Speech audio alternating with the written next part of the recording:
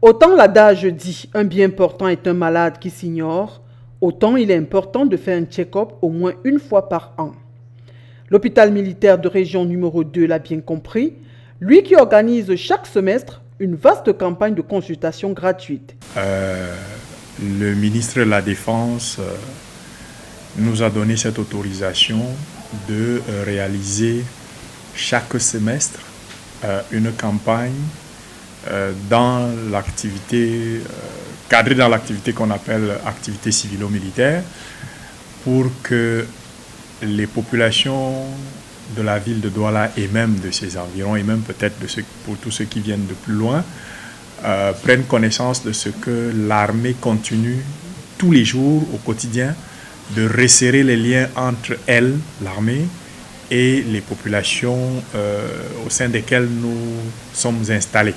La campagne lancée ce 6 novembre, date historique au Cameroun, n'est pas anodine. Il faut briser cette glace virtuelle qui existe entre civils et armés.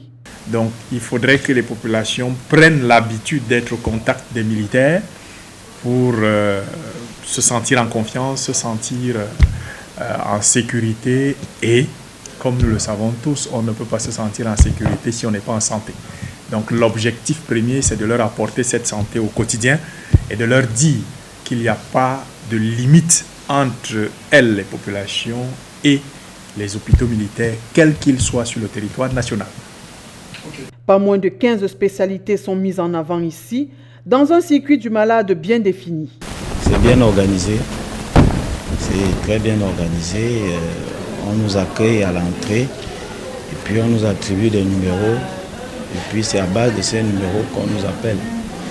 Il n'y a pas de désordre.